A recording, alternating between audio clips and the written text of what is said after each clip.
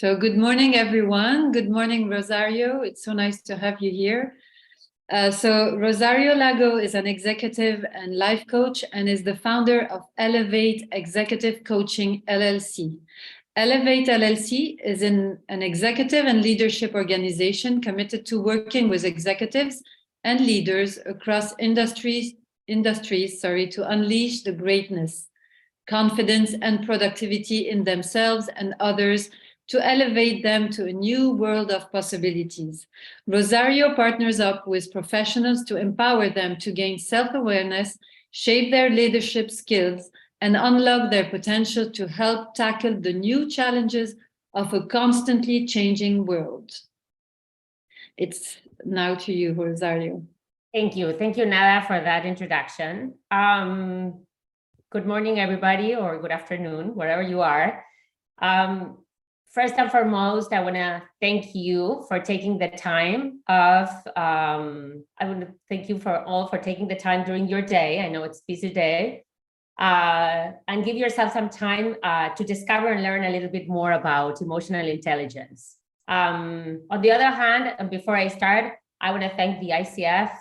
It's an honor and a pleasure to be a speaker in this ICF Coaching Week. And for those who don't necessarily know it, we are in the International Coaching Week long, and there's sessions around the entire week that you can participate on that actually helps you understand what are the benefits of the coaching profession. So in order to start, I'm going to share my presentation. I have a couple of slides I would like you to show to you. If you give me 1 second. I hope everybody can see it. Loud and clear. So just to understand a little bit before we get into the concept of emotional intelligence in the workplace, I think it's important to understand the kind of world that we live in. So I don't know if you're familiar with this concept, the VUCA concept, but we're living in times of really unprecedented levels of stress, of overwhelm. There's increased competition, ongoing demands. So it's critical for individuals and teams to have all the necessary tools and skills to meet all these challenges of today's working environments. So VUCA is a concept that originated in the military back after World War II that describes the world with 4 different concepts. It describes it as volatile, uncertain, complex, and ambiguous. I think it's a concept that can really describe the challenges of the past few years, more so considering that we are 3 years after a pandemic that has hit us very hard. And it kind of describes a little bit, what our future, the unknown future is. So what are the results of VUCA? So there have been lots of assessments and lots of surveys done. Late in 2020, there was a survey done to almost 1,000 leaders, managers, and employees from a wide range of organizations and functions all around the world, and found out that 80% of the people agree that emotional intelligence is important for the future. And what are the 4 reasons that they come up to understand what are the skills of emotional intelligence important? They said that the level 76% of workers experience at one time of their life burnout or stress. There is an increased need for connection in a more disconnected world. There is growing demand of more human-centered leadership. And there is an increased need to adapt and thrive in this very uncertain world. So knowing that we're living in this context, I'd like to open the floor to see, and this is absolutely optional, but I'd like you to think about a leader that you admire the most. This is one of my favorite questions when I talk to an audience that is attending an emotional intelligence workshop. So if you take the time and you can think about a leader that could be in your past, in your workplace, or even a public figure, a famous figure, I'd like you to think about what are the 3 more important characteristics about them. And I leave you to maybe to think about it.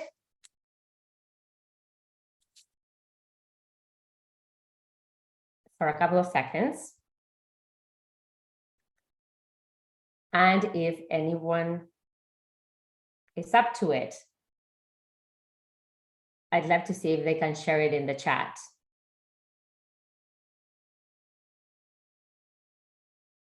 What are 1 or 2 of those most characteristics that you admire the most?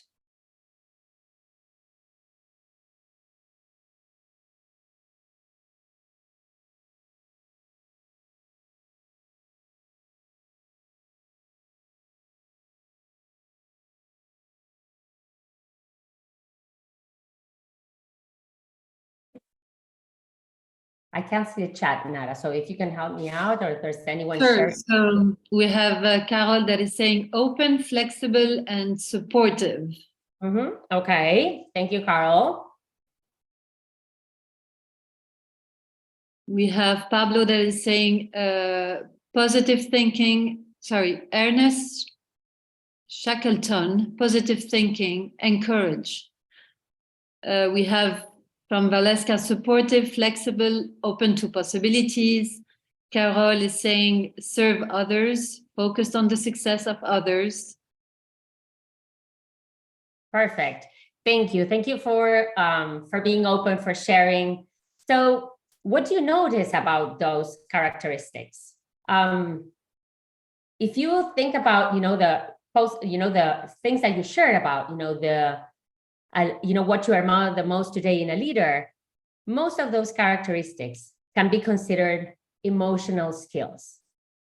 We can describe a person based on their skills under approximately like in 3 different ways. Their cognitive skills, which really describe, how rational they are, their analytical thinking. Their technical skills, which basically relate to, what's their expertise and what's their subject, and their emotional skills. When we talk about courage, when we talk about supportive, when we talk about positive thinking, we're talking about skills that supersede their cognitive skills and their technical skills. So what this tells me is that people can be smart, people can be intelligent, but what really drives work and what really drives people is how do these people manage their own situations emotionally, or how they manage their emotions in their everyday situations. So to give you a little bit of a background on emotional intelligence, back in 1995, this concept actually was published for the first time. So you might remember Daniel Goleman's book called Emotional Intelligence, who was the first person who actually talked about this concept. It was not even called emotional intelligence, it was called emotional quotient. A Time magazine cover, the one that I'm actually sharing with you, back in 1995, introduced it to millions of people. Once people were exposed to it, they wanted to know more about it. They wanted to know how the emotional quotient worked, who had it, and most importantly, people wanted to know if they had it. So it actually created a lot of curiosity around what was this concept about. So this concept doesn't really go that far, that far long. So it's going to be 30 years that we have been talking about this, but it has become more increasingly popular, I would say in the last 10 years. And the reason for that is that organizations are considering the emotional intelligence factor in their hiring process. So what is important to know about what is emotional intelligence? There are two concepts that or you might be familiar with the concept of the cognitive or the intelligence quotient, which actually measures how we do things. But there's this new factor that has kind of integrated the new equation when analyzing and considering, people in the workplace, which is called the emotional quotient. So it's not about what we know, it's more about how we do things with what we know. Interesting enough is the IQ concept. After surveys and scientific studies, is known to be set and peaked at around the age of 70, while the emotional quotient is not fixed, and it actually can be grown into it, can be learned, can be practiced during our whole life. So I think it's important to understand how this emotional quotient now factors into the overall, idea of what is expected when working in the workplace. So to give you a little bit of a definition of what this is about, so the emotional intelligence is basically a set of emotional and social skills that actually gives us or helps us understand how we perceive ourselves and how we express ourselves. It not only does that, but it actually helps us develop and maintain our social relationships. It helps us with coping with challenges. And at the same time, it uses emotional information in an effective and meaningful way. It's how we use our emotional information in an effective and meaningful way. So why is this important? EI is not only important for your personal well-being and relationships, but also for your professional success and leadership potential. Emotional intelligence is the ability to understand and manage our own emotions and others, and to use them effectively in different situations. I believe in the power of social and emotional intelligence, not only to transform individuals, but to impact on teams and on organizations. Why is it that emotional intelligence matters? Innovation and creativity are essential for any organization that wants to stay competitive, to adapt to changes, and to solve complex problems. Why? Because the empathy of their leaders improves the impact of their messaging. Because the ability of the people to handle pressure improves business outcomes. Because their tact improves the trust in the workplace and creates spaces of psychological safety. Their adaptability improves their collaboration. Their personality, the personality of the leaders, improve the team performance. And their ability to influence others, improve their leadership capabilities. So taking all of these factors into consideration, one of the key roles of a leader is to inspire others to follow. It's to follow a shared vision and to pursue challenging goals. How do we do that? To do this, you need to use the EI to connect with the people in the workplace. You need to communicate your passion and your enthusiasm for the project. You also need to understand what motivates each individual and tailor, their feedback, their recognition, and their support. By using EI to inspire others, you can increase their engagement, their commitment, and their loyalty to the team and the organization. what are some attributes that actually describe what emotional intelligence is?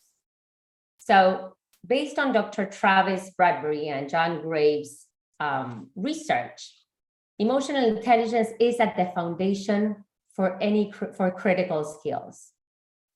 90% of top performers are high in EQ. 20% of bottom performers are low in EQ.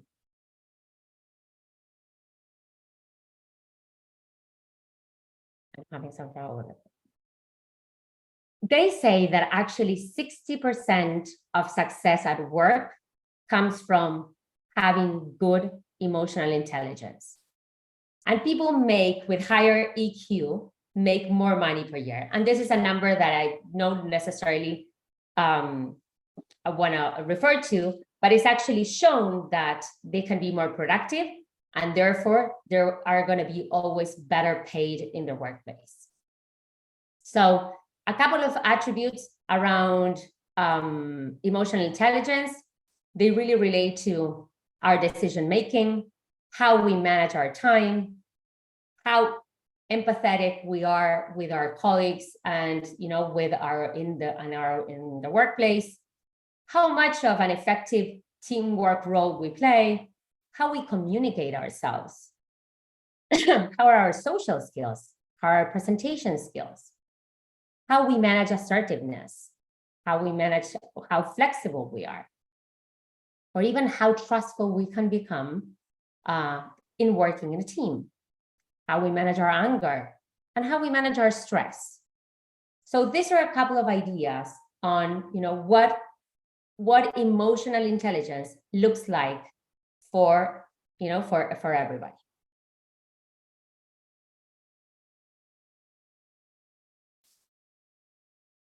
So as the years went by,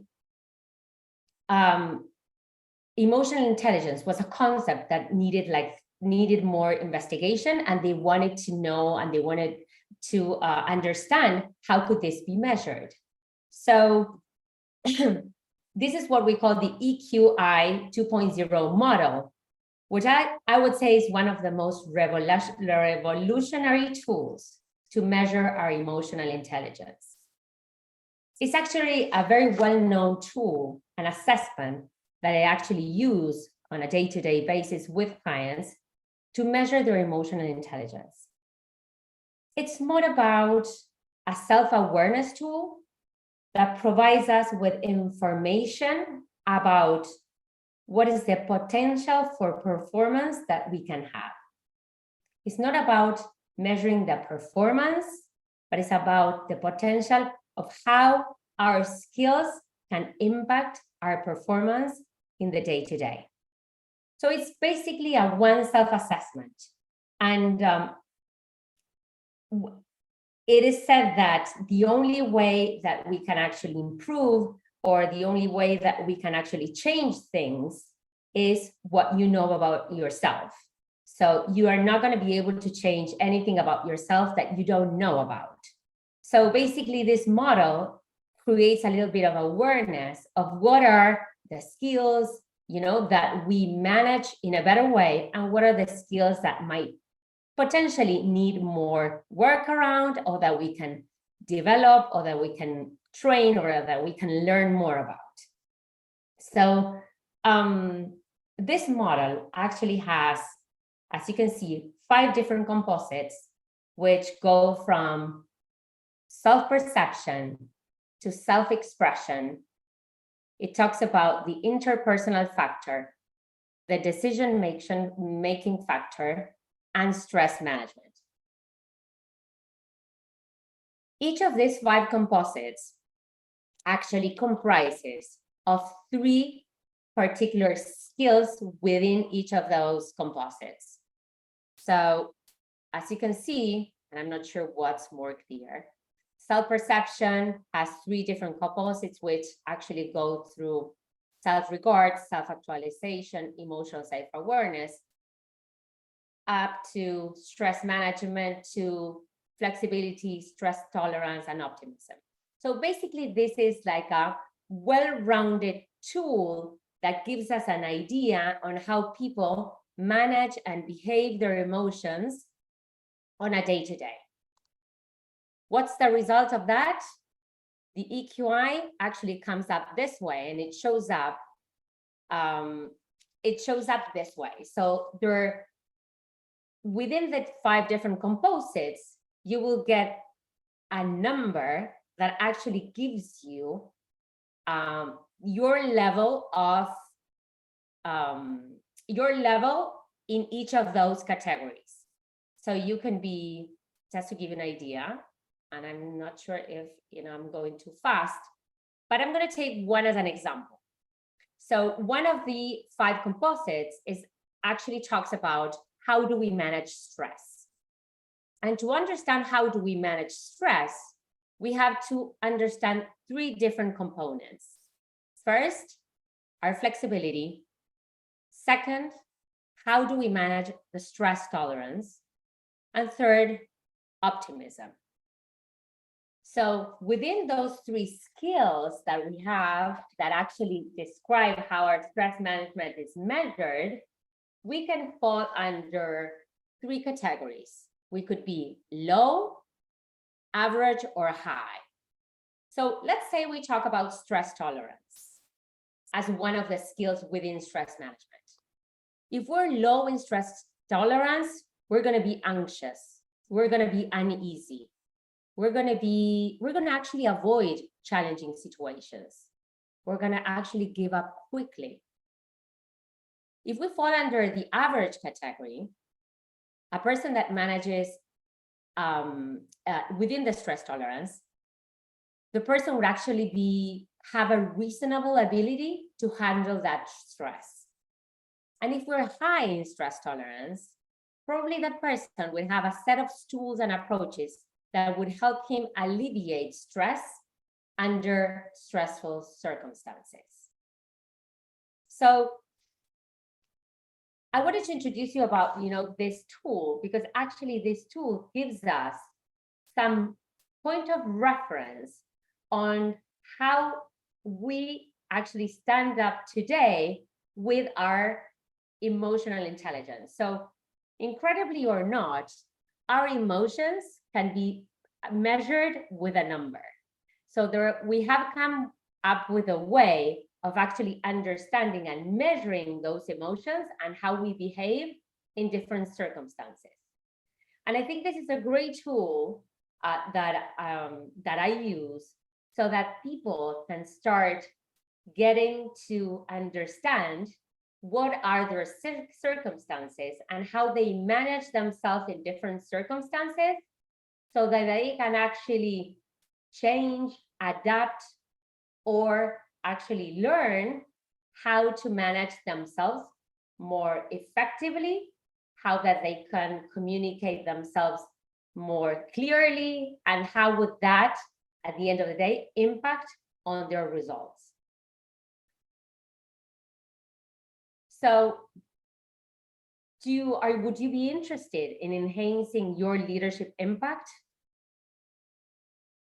What is the beauty of working around and developing our emotional intelligence? First of all, we become more self-aware.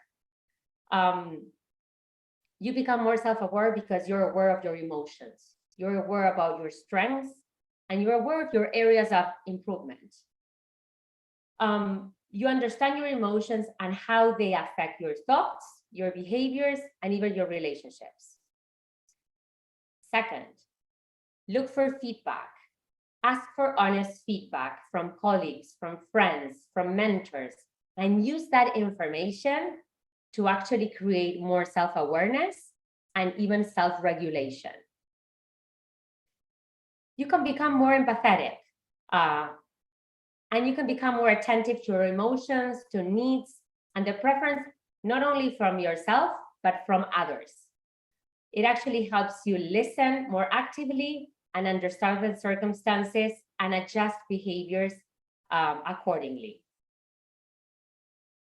Practice mindfulness, and that is, one idea on how you can actually give yourself some space to think about, how is it that you want to act or react the next time you are under certain circumstances. What does the emotional intelligence give you? It actually improves your decision making. It actually decreases your occupational stress. It actually reduces staff turnover as much as you connect with the people you work with. It increases your personal well-being. It probably increases your leadership ability. And as a result, it increases your team performance.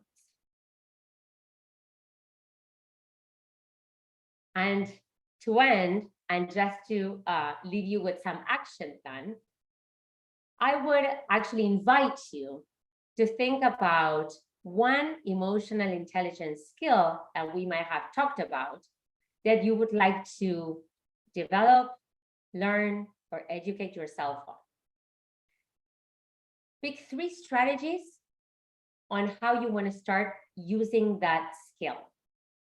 And if you need so, look for a mentor that can actually hold you accountable, that actually can help you give feedback on that particular topic.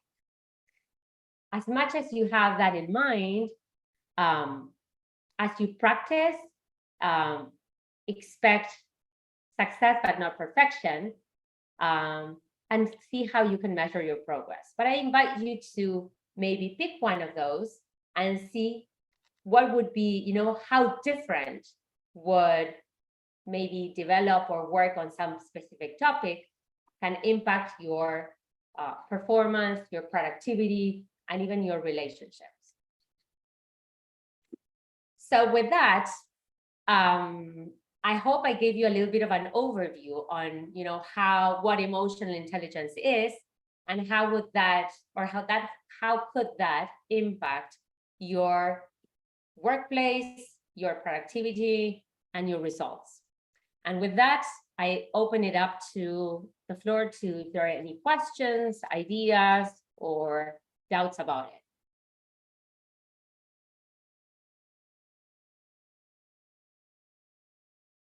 I have a question. Sure. So when you apply this on a coaching session, Mm-hmm. so you go through the tool you were talking about, Right.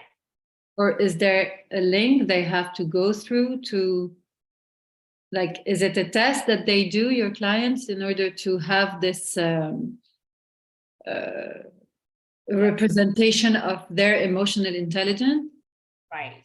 So basically, I mean, if I go a little bit more into detail, the way this model works is the clients actually answer a set of questions. Okay. And through the set of questions, those questions actually gives us the results. So they have to go through a process of answering questions, which are not so many. I think it's around like 30 questions. Mm-hmm. And it actually gives us an overview on, what are the results in each of the different categories. So yes, so it's a result of some questions that they have to answer. Okay. Thank you. Sure. And this is actually like a very good practice when you start coaching, since it gives you a little bit of an overview of what are the potential opportunities that you can work with, with your clients, with the people that you work with, because it shows you clearly, what are their strengths and what are their areas of opportunities, and and where is it that they might want to focus on.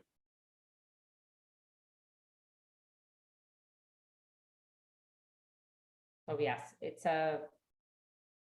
I used it quite often. I have a question in regards to, and there's a lot of different assessment tools out there in relation to, things that impact us, maybe not specifically EI, but when you're working with your patients and they're doing the assessment, and are you finding, or what is the feedback that you have or your experience about how the assessment matches up with what you see and what you're experiencing because I find sometimes even for myself when I do an assessment, while you're going in with the perspective of being fully open and honest and present and all this wonderful stuff, somehow sometimes that doesn't work out that way, right? And so the assessment can be skewed in a direction that might not really reflect what's happening for you and what's really going on for you. Well, what is your experience with that, if any? I mean, my experience is these questions really dig a little bit deeper, you know? So people need to be open to answer them in the most honest way. If this, you know, is not being used like,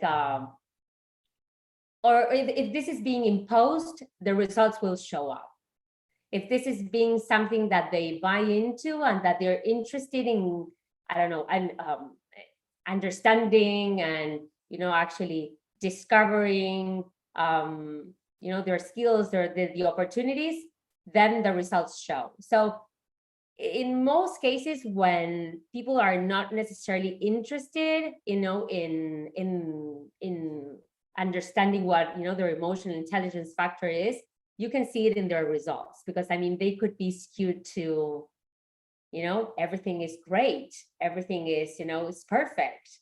So there are certain factors that you can actually identify where you can see if this is being taken seriously and if this is something that they would buy into. And I mean, this is not a just one-time assessment. This is like a kick start to a relationship that actually benefits from the survey. And I would say that results, if they don't match with what happens in reality with that particular client, then they will absolutely show up.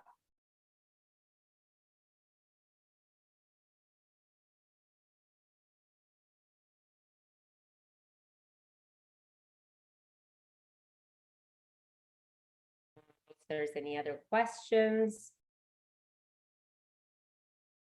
But this is a very dynamic tool. This is a tool that can be actually used on individuals, and it can actually measure their leadership, you know, styles. They can actually measure how it could be used in a team format. So they have a 360 version where, you know, that you can actually not only measure the individual and, you know, and the person itself, but it can actually measure how it, you know, manages in, you know, in a workplace. So the tool has a lot of capabilities that can be used around about working in teams and working in organizations.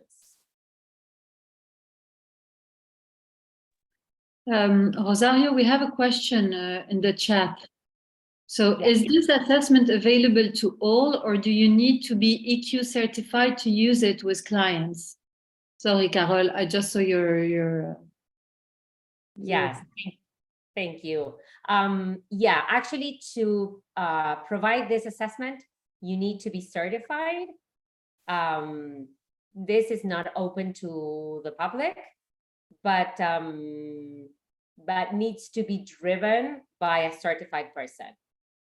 To be honest, it's not difficult. It's not. It requires some training, but it's something that is available, and it's very feasible if you were interested in, you know, getting certified.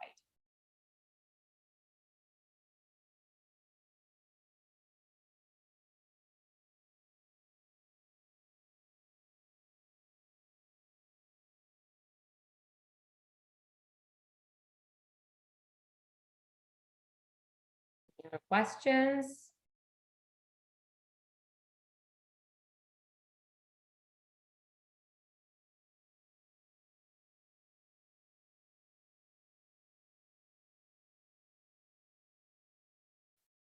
The audience is quiet. I'm curious what you find as you're working with your clients in this regard, what you find to be the biggest I don't want to call it a stumbling block, but I'm going to call it a stumbling block in really yeah, I don't want you know, the openness to the assessment and the capacity to see it as not a weakness or a problem, but rather just a reality of this is what it is, and you know, this isn't wrong, it just is what it is, and what do you want it to be? Like, where are you finding leaders and people in the corporate world to I'm making an assumption here that might be a lot of your clientele, but what are you seeing there? Yeah, I would say that people are very interested, or even I would say curious about to know, you know, what's the result of their survey, of their, you know, of their assessment. Because the beauty of this assessment that is actually, it gives you a measure with a number. So it gives you numbers on a scale, which you would have never thought it would exist when you're talking about emotions, when you're talking about, you know, measuring your behaviors. So there's a lot around curiosity. People want to try to see, you know, how they fall into this. There's no good or bad. There's no right or wrong. There's just skills that they feel more strong about, or skills that they feel or there's opportunity for them to develop. So the beauty of this is nobody's going to be zero at any point. I mean, you're going to be at one point, you're going to be measured in a way that, you know, it might show that there's a lot of room for improvement. There's no one specific topic that actually, or one specific skill that I would say that comes up more frequently, but there's a lot about sometimes about self-assessment, the self-perception of oneself. People don't necessarily recognize their own potential, their own abilities. They recognize how they deal with others, but they don't necessarily appreciate or recognize their own skills. So that's one of the things that actually comes up. So in those particular skills, they actually rate lower than in others. So there's always room for improvement, and there's no bad. I mean, the low average is no bad. It's not bad. It's probably that there might be some aspect of the personality that actually can, you know, can be developed, or can, you know, or something that they can learn more about. And they feel it. I mean, it really correlates, you know, with their own experience in many, many times. Thank you. You're welcome. I think Suli had a question. Her hand was Yes, thank you. Thank you for the presentation, Rosario. Can you give me the name of the assessment again, please? What is it called? The name of the assessment is EQI 2.0. EQI 2.0. EQI 2.0. Yes, Okay. Thank you. sure. And I can provide any further information if people are interested, you know, after the presentation. I would be glad to.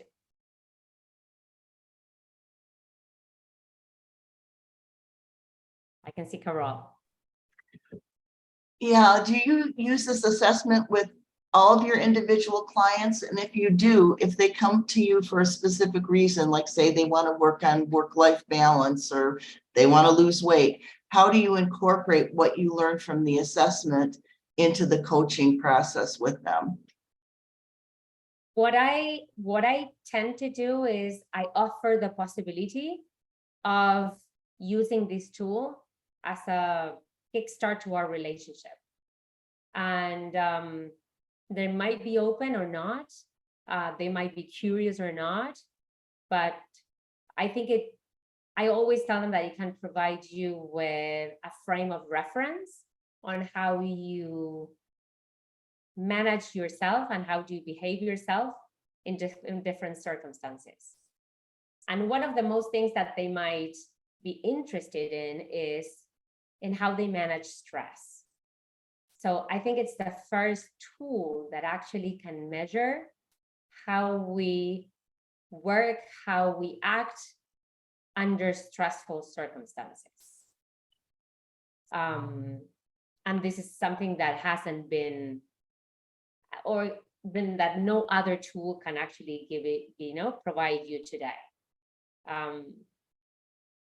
But yes, I mean, I tend to offer that as a possibility, because this not only explains how we behave, in the workplace, but it actually helps us understand how we behave in all circumstances, be it professional or personal.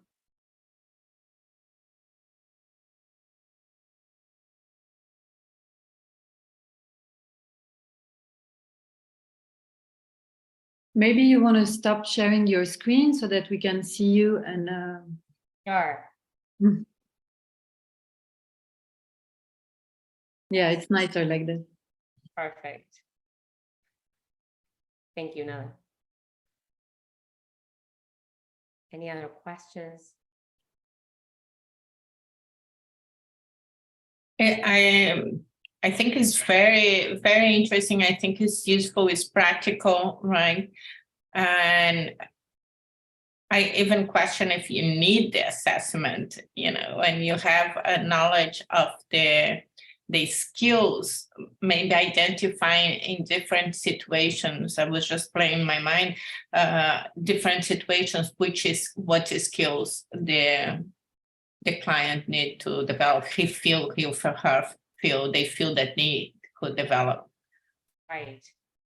I mean, this is very specific. So we're talking about, and I didn't want to bombard you with a lot of information, but in each of every one of the composites, there are 3 skills that you can actually work on. So one talks about, how we manage ourselves, and how do we see ourselves. The other one is how others see ourselves. There's a third one that actually talks about how do we relate ourselves with others. The fourth component actually talks about how we decide, what is our decision-making process and how effective that is. And last but not least is how do we manage ourselves under stress. So it gives you like a brief overview starting from, from our own personal view of ourselves to how do we relate with our environment. And remember that our emotions actually determine our thoughts. Our thoughts determine our, our actions, and our actions determine our results. So if we want to change our results, we have to start changing. How do we think and how do we, feel about the different circumstances? So I guess it's that. I want to say one thing, Rosario, for what you just said. I'm not against assessments at all, so I think they are very helpful, but I want to go back what Valesca just mentioned, that it is, when you see the framework, you can work with the cornerstone of the emotional intelligence with the self-awareness, because when you work with that and you name the emotions, like you just said, and you can deal with them. So all the work that Susan David does about noticing the emotions and talking about them, even if you don't work with the assessment, you can, if you have assessment, amazing, but if you don't, the framework, it's really good, because when you name the emotions, you can actually touch them and deal with them. And I think that's the big amazing thing about working and naming emotional intelligence in the conversation with clients. Perfect. Yeah. I mean, as much as this could be a frame of reference, I think it's good enough.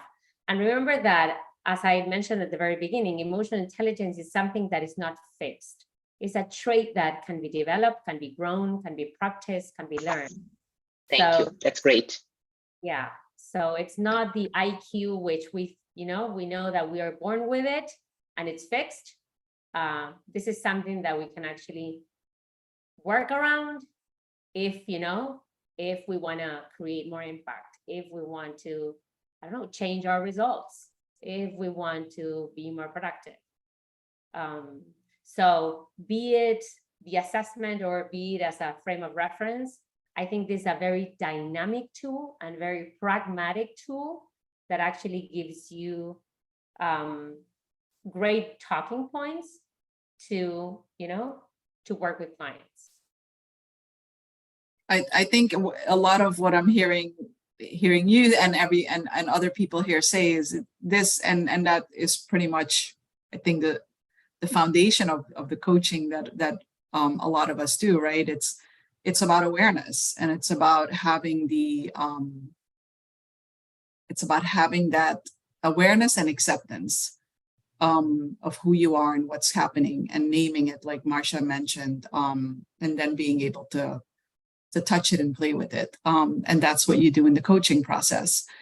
I feel like assessments, and I kind of feel similarly about assessments. I think that it can be a great thing, and it can be not such a great thing. And I think it depends a lot on who the person is. And that goes to one of my prior questions: is where is the person what is their readiness or their openness or their curiosity? Like, where are they really, and how is the assessment going to be helpful for them? Some people may not resonate so much with an assessment, and I think other people, that might be a great way to bring it in and for them to expose themselves to something that they're just building curiosity about. That's when I have found assessments in my short period in coaching. This is kind of where I see people have been most connected with assessments. Right. Yeah, I mean, it can definitely be used in different ways or not even used about, but I would say that people are really curious about, what are the results. So I actually leave it open for them to decide if, they're interested. And I might introduce the concept, and I might share, what it is about before even doing it. So it can help you when you share with these people that this can help you, I don't know, or it can give you tools around, how you can solve problems in a better way or in a more effective way, then, things become more real. Like, they might be more interested in or buying into this tool. But certainly, I mean, it's not necessarily for everybody. I will say, I was thinking the same, that you really need to understand the kind of clients, because I sometimes I sent different assessment, like the positive intelligence, and some of them love it, some others don't really understand what is the result, what's the meaning about it. But I wanted to thank you, Rosario, because it's so beautiful just to learn new skills, and new tools, what you can use in coaching. So thank you so much. Thank you, Toria. I don't know if there are any other questions. I know we're running a little bit behind in time, but I mean, I'm open to sharing further information around this topic. This is something that I'm very passionate about. So I leave myself as, open to any further information if you want. Yeah, I'm going to be available. But thank you very much for being here. For the time off. Thank you, Rosario. Thank you very much.